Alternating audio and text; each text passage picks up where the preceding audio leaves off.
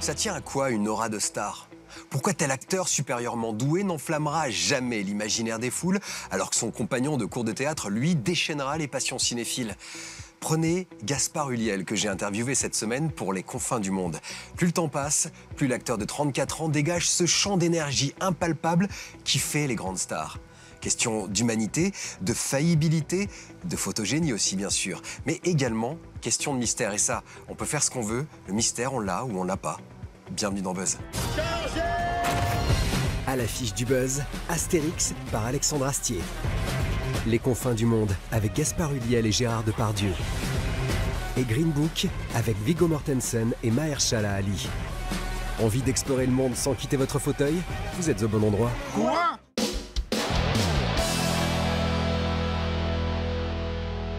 Astérix revient par Toutatis.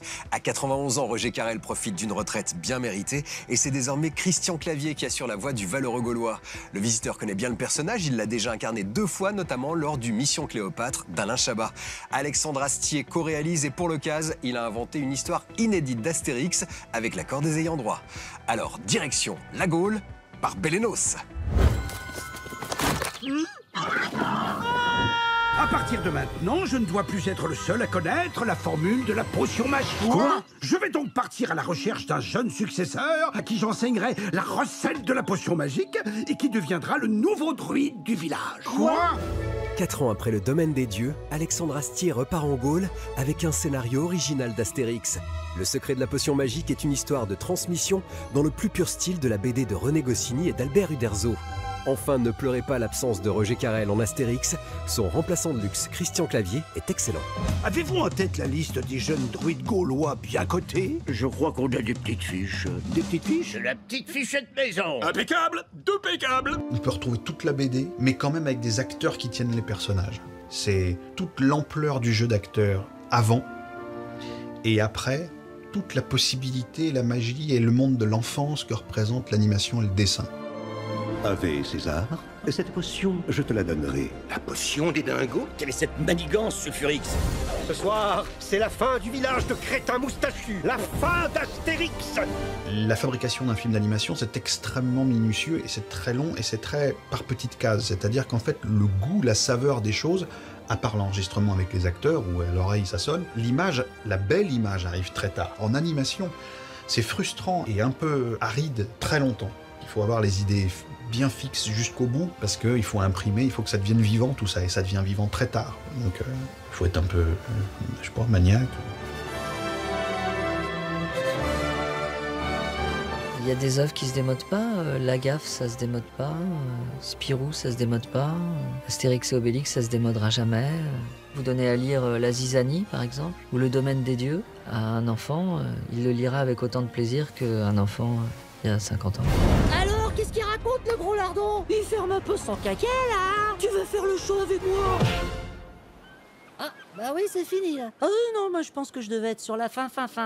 C'est un petit peu comme sont les Français moyens, râleurs, frondeurs, à la fois un peu suffisant et bon vivant. Je crois qu'il y a tout ça là-dedans. C'est excessivement français. C'est sûrement pas anglo-saxon. Donc je pense que c'est pour ça aussi que ça dure.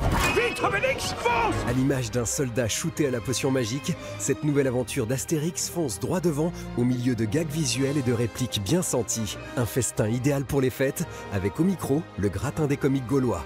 J'ai une question. Si c'est un autre druide qui fabrique la potion magique, est-ce que j'aurai enfin le droit de la goûter?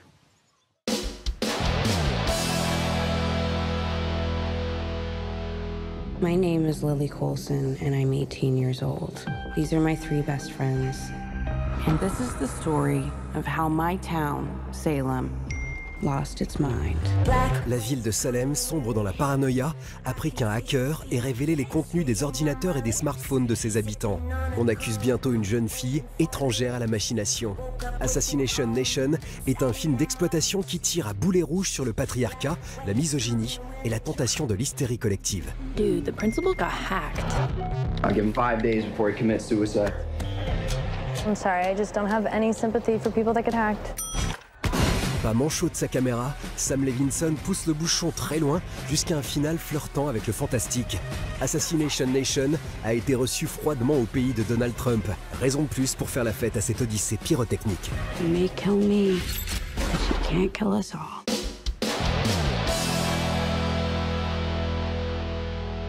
D'abord, il y a un acteur césarisé qui prend la lumière comme personne, Gaspard Ulliel. C'est le héros d'un film de Guillaume Niclou, Les confins du monde. J'ai eu la chance de les rencontrer, en compagnie également d'un acteur dont vous ne connaissez peut-être pas encore le nom, mais dont le visage vous est forcément familier, Guillaume Gouix. Le trio nous parle d'un des plus beaux films de cette fin d'année, Les confins du monde. Le deuil est une drôle d'épreuve. Un jour, on croit en être sorti, et puis non. On est toujours là, incrusté avec sa colère. Indochine, 1945. Tassen réchappe d'un massacre. Son frère n'a pas eu sa chance. Le jeune militaire se jette alors dans une vengeance obsessionnelle. En chemin, il rencontre un soldat avec lequel il va se lier d'amitié et une prostituée dont il tombe amoureux. Explorons ensemble les confins du monde. Vous êtes là pour servir la France, pas pour régler vos comptes? Je la sers, la France. J'ai trouvé que c'était passionnant de faire un film sur les coulisses de la guerre, quoi. Sur l'horreur de la guerre, mais sans l'action, sans le spectacle. Juste l'attente, la moiteur, la drogue, la jeunesse des mecs qui ont un peu trop peur. Voilà, tout ça, ça m'a saisi à la lecture. Je voulais voir à quoi ressemble l'homme qui a pris le contrôle du Delta. Voir Vominienne en chair et en os. Il a tué mon frère. Vraiment? Je crois que c'est ça qui m'a le plus impressionné dans ma vie de cinéaste. C'est cette sidération que m'a donnée Gérard dans Valley of Love. Et je crois que ça a modifié beaucoup de choses. Et que cette sidération, c'est d'une certaine façon ce qu'essaie de prolonger Gaspard dans Les confins du monde la dernière fois qu'on le voit dans le film. Depardieu, c'est ce qu'il incarne. Moi, c'est ce qui m'a frappé quand je l'ai rencontré. C'est cette puissance de vie dans l'idée où il s'inscrit uniquement dans le présent, dans l'instant, donc dans la vie. Et c'est peut-être pour moi la forme de liberté la plus aboutie, ouais. Et c'est pareil, dans son jeu, il se contente de... Enfin, il joue même pas, en fait. Il est juste là. Et il vit à l'intérieur de son personnage. Je veux pas crever ici.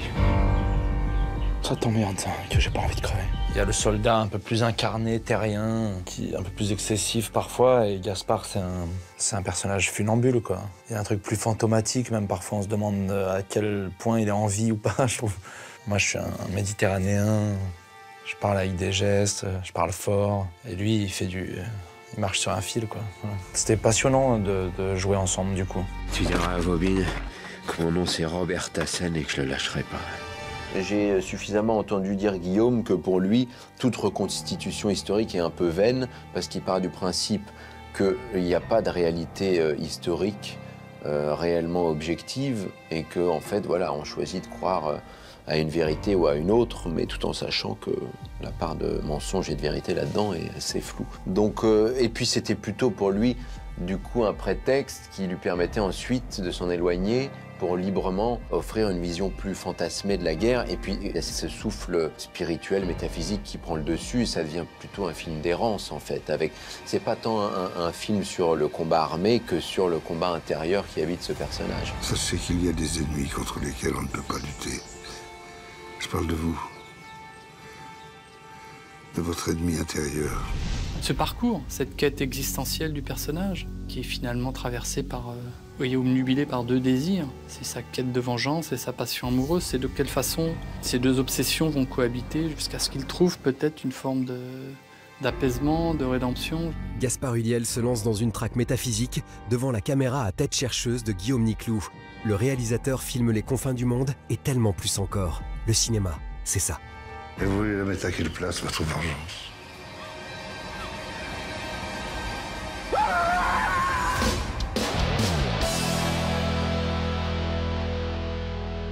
C'est une histoire vraie à pleurer des rivières. À l'aube des années 60, aux USA, un pianiste virtuose noir se fait conduire et protéger par un videur blanc dans le sud ségrégationniste. Ces deux-là vont découvrir leur humanité commune en affrontant le pire du genre humain. Green Book fera entendre sa petite musique réconfortante à nos oreilles le 23 janvier. On écoute les premiers solos. Qu'est-ce que vous faites? Une lettre. Je peux voir. Cher Dolores, des fois tu me rappelles la maison. Vous êtes conscient que c'est lamentable? Prenez note. La distance qui nous sépare dévaste mon âme. tomber amoureux de toi a été la chose la plus facile du monde. PS, embrasse les gosses. C'est comme klaxonner à la fin de la 7e de Shostakovich. Et c'est bien? Parfaitement bien, Tony. Sortez des voitures! On ne gagne jamais grâce à la violence. On ne gagne qu'en gardant sa dignité. Vous connaissez pas les vôtres? Vous, monsieur je me la pète qui fait les concerts pour les rupins. Si je suis pas assez noir et aussi pas assez blanc, alors je suis quoi? Dites-le moi! Tout le monde peut faire du Beethoven. Et votre musique, ce que vous faites vous, y'a que vous qui pouvez le faire.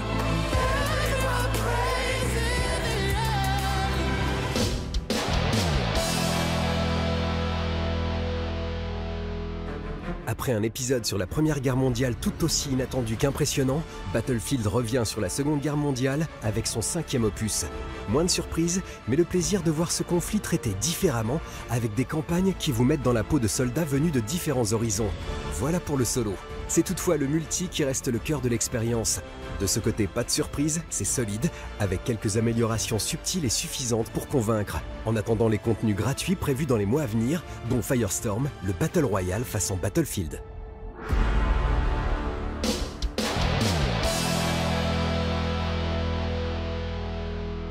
Œuvre fondatrice, Torgal est un incontournable de la bande dessinée. Depuis bientôt 40 ans, la série créée par le scénariste Jean Van Hamme et le dessinateur Gregor Rosinski nous transporte dans son univers viking fait de magie et de poésie. Le tome 36 nous raconte comment Torgal tente de délivrer son fils Aniel d'un enchantement maléfique. Avec ce livre, Gregor Rosinski prend sa retraite après Van Hamme, parti de la série en 2007. L'occasion pour le dessinateur de rappeler le peintre de talent qu'il est. Couleur directe, sens du détail, le style magnifique sert tous les propos d'une mise en scène qui mêle l'ordinaire à l'extraordinaire et confronte le simple humain à la nature exubérante. L'art de conter en images. Avant de se quitter, on fait le point sur la photo finish. Ce comédien qui se gondole aux côtés de l'Obélix Depardieu, c'est Christian Clavier dans Mission Cléopâtre d'Alain Chabat. On retrouve Clavier cette semaine en Astérix dans le film d'animation d'Alexandre Astier. Avant lui, c'est Roger Carrel qui prêtait son timbre inimitable aux guerriers gaulois. Et puis il y a 10 ans, Clovis Cornillac se prêtait au jeu dans Astérix aux Jeux Olympiques. Et enfin, Édouard Baird a repris le flambeau en 2012 dans Astérix et Obélix au service de Sa Majesté. Bref, vous l'avez compris, si tout a démarré dans des cases de BD, Astérix n'est pas prêt de buller au cinéma. Clap de fin sur le buzz, merci à vous de l'avoir suivi. On se retrouve la semaine prochaine si le cœur vous en dit, et d'ici là, buzzez bien.